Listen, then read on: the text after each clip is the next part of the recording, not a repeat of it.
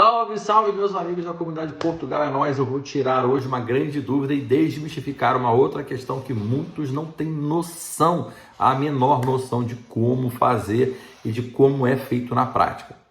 Eu vou falar a teoria para vocês e vou depois comentar um pouco sobre a prática. Muitos acham e acreditam que chegar em Portugal, conseguiram um contrato de trabalho, fazer a conversão em RCPLP ou ter uma R que seja oriunda de um visto, que não seja convertido em RCPLP, possibilita você de reagrupar toda a sua família. Então, o que a gente vê aí na prática? Muita gente, o marido ou a esposa vem na frente. Eu vou dar a situação do marido, que foi o meu caso. Vem na frente, fica 2, 3, 4 meses, consegue a sua residência e o que acontece... Lembrando que eu estou falando que ele vem com um visto adequado, ele consegue a sua residência, seja em RCPLP ou com um visto adequado, tá? E aí ele consegue a sua residência e coloca na cabeça, fala, agora eu vou reagrupar a minha família, mas ele se esquece de um ponto muito importante. Como é que ele vai reagrupar a família dele?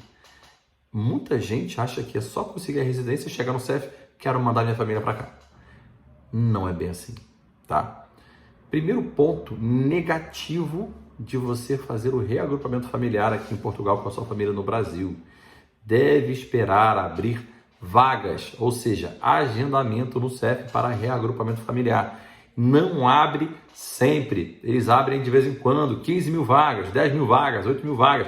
E aí aquela correria para ligar, para conseguir agendar, gente ligando 600 vezes no dia, na semana. Então isso realmente...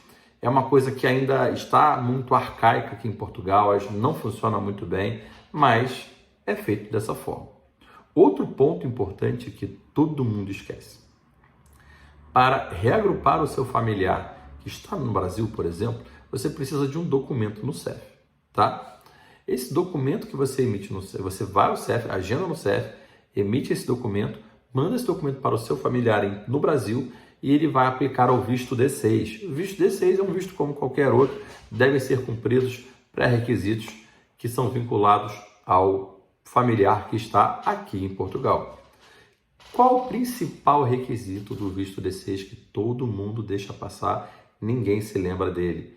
Ter recursos, financeiros, ou seja, receita regular que comprove a possibilidade de sustentar mais um adulto, mais 2, 3, 4, 5, 10 filhos.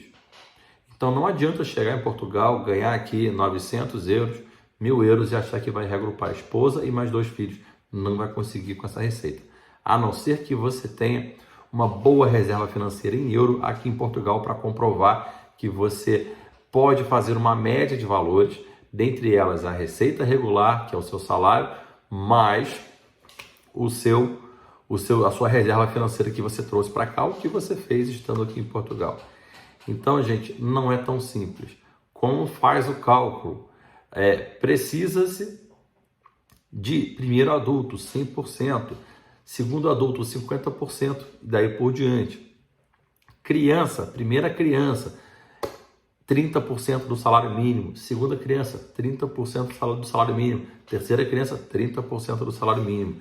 Então, se eu vou trazer a minha família para cá, a minha esposa e um filho, eu vou considerar que eu preciso ter 100% para mim de subsistência financeira, mais 50% do salário mínimo para trazer a minha esposa para cá, mais 30% de um salário mínimo para trazer o meu filho para cá, ok? Então, eu tenho que receber um salário